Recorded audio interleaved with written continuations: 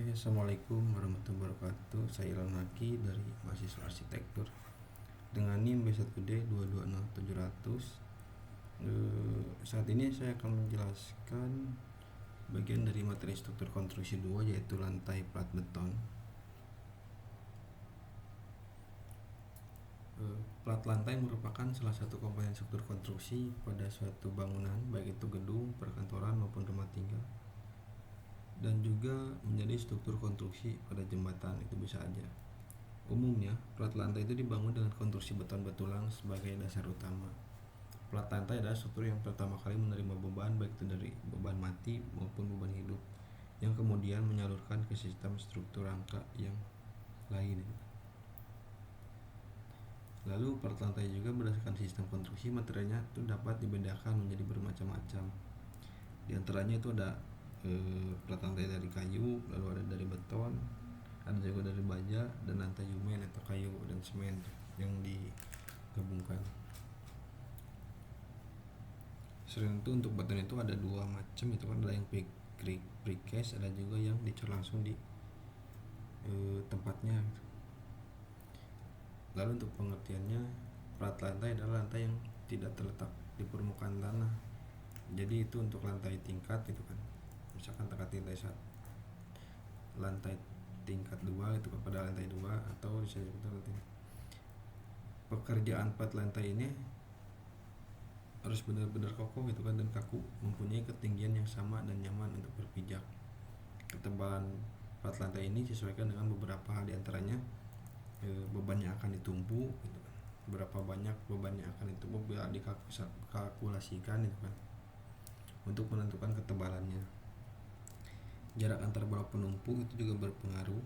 Jika agak renggang, berarti ketebalan plat lantainya harus tebal gitu. Bahan yang digunakan gitu kan. Lalu besaran landutan yang diizinkan. Selanjutnya, untuk fungsi plat lantai tersebut itu pertama untuk memisahkan lantai bawah dengan lantai yang di atasnya, dan seterusnya gitu kan. Lalu tempat berpijak di lantai atas atau tempat penyimpanan barang-barang gitu kan. Selain itu juga bisa dijadikan sebagai peredam dari lantai bawah ke lantai atas maupun sebaliknya, sebagai tempat untuk penempatan kabel listrik dan lampu di lantai bawah gitu kan.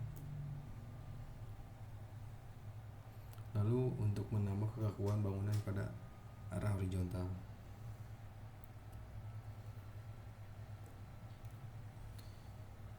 plat lantai beton ini umumnya bertulang dan dicor di tempat bersama dengan blok penumpu dan kolom pendukungnya. Plat lantai dipasang tulangan baja pada kedua arah dan tulangan silang untuk menahan momen tarik dan juga lenturan. Untuk tulangan itu biasanya untuk plat lantai itu menggunakan wire mesh gitu kan, biar langsung jadi,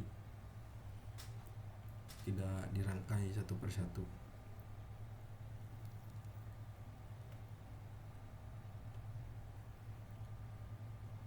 Nah, ini beberapa tumpuan plat untuk bangunan itu kan.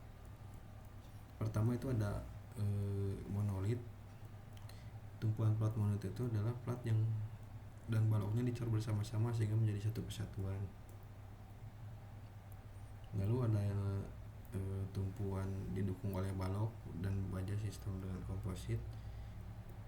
Jadi kalau ditumpuk dengan balok baja itu, jadi si plat lantainya itu di atas balok baja, jadi tidak dicor langsung dengan bajanya. Lalu yang ketiga itu ditumpuk dengan dinding tembok bangunan gitu, langsung dengan dinding tanpa ada balok gitu. Ada juga yang didukung oleh kolom secara langsung tanpa balok yang dikenal dengan plat cendawan.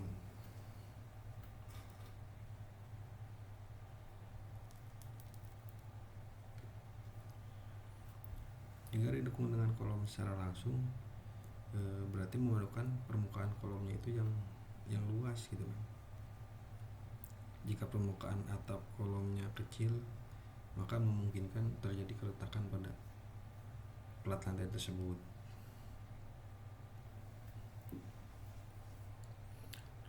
Nah, untuk jenis peletakan pada plat itu ada terletak bebas, elastis, dan penuh. Terletak bebas tersendiri jika plat diletakkan begitu saja di atas balok atau antara plat dan balok tidak dicor bersama-sama, sehingga plat dapat berotasi bebas pada tumpuan tersebut. Jadi memungkinkan ada pergerakan gitu. Lalu terjepit elastis jika plat dan balok dicor bersama-sama secara monolit, tetapi ukuran balok itu cukup kecil sehingga balok tidak cukup kuat untuk mengecek terjadinya rotasi. Lalu ada pula yang terjepit penuh jika plat dan balok dicor bersama-sama secara monolit dan ukuran balok cukup besar sehingga mampu untuk mencegah terjadinya rotasi plat.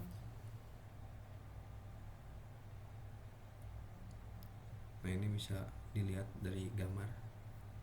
Yang pertama itu terletak bebas itu kan. Jika terjadi rotasi maka itu akan lepas dari tumpuan itu.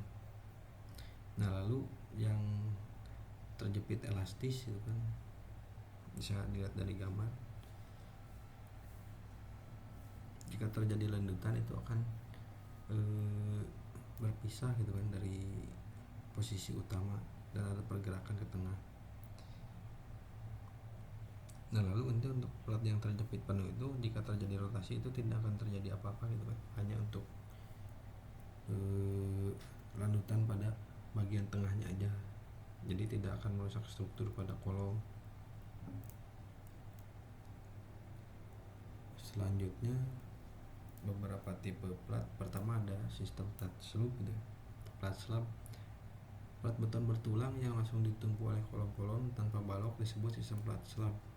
Sistem ini digunakan bila bentang tidak besar dan intensitas beban tidak terlalu berat. Misalnya pada bangunan apartemen atau hotel. Lalu bagian penebalannya disebut drop panel, bisa dilihat di sana. Sedangkan penebalan yang membentuk kepala kolom disebut kolom kapital.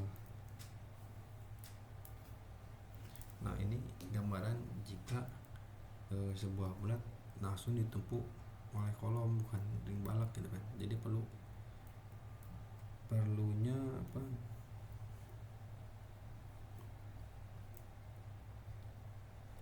drop panel gitu kan, untuk menumpuk bagian slab dengan lebih luas dan menyalurkannya ke sebuah kolom.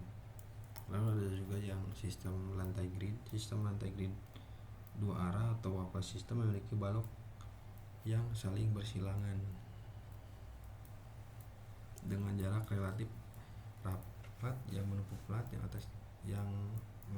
atas yang tipis. Ini dimaksudkan untuk mengurangi berat sendiri dan dapat didesain sebagai plat slab atau plat dua arah tergantung konfigurasinya.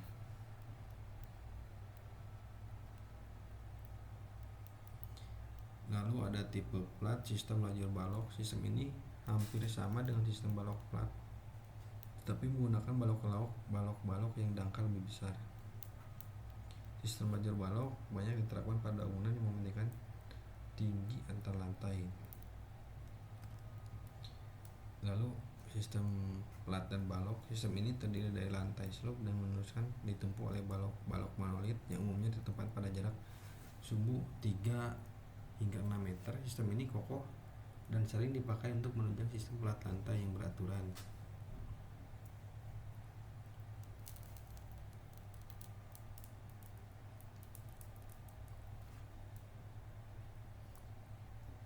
Nah, adapun metode pelaksanaan plat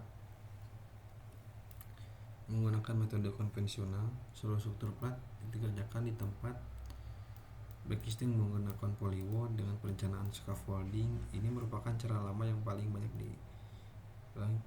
disungkan, namun membutuhkan waktu yang lama serta biaya tinggi. Kondisi ini kemudian menyebabkan banyaknya pekerjaan proyek berlomba melakukan inovasi untuk mendapatkan hasil lebih baik sekaligus biaya termurah. Ada juga metode half slab. Disebut half slab karena separuh struktur plat lantai dikerjakan dengan sistem precast gitu kan, jadi udah jadi.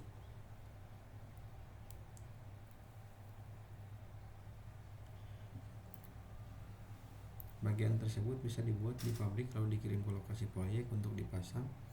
Selanjutnya dilakukan pemasangan besi tulangan bagian atas, lalu dilakukan pengecoran separuh plat di tempat. Kelebihannya itu adanya pengurangan waktu serta biaya pengerjaan backing. Nah, bisa dilihat dari gambar di sini. Jadi di sini tuh ada sebagian slabnya itu udah jadi gitu kan. Tinggal menambah beberapa besi di atasnya, lalu tinggal penambahan pengecoran lagi gitu. Jadi tidak perlu menggunakan backing.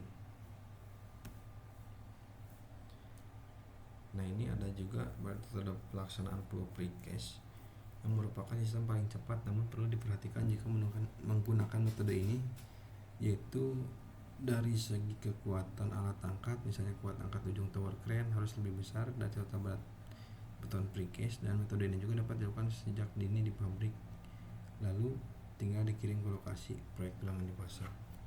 Nah, kalau flow precast ini biasanya itu dikirim udah jadi ketika udah datang ke lokasi itu tinggal dipasang aja gitu kan, dan disediakan tumpuannya di mana gitu kan dengan balok.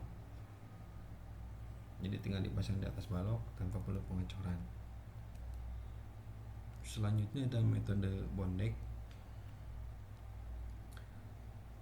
Tulangan bawah dihilangkan dan fungsinya diganti oleh plat bondek. Dengan begini diharapkan dapat menghemat besi tulangan backing di bawahnya.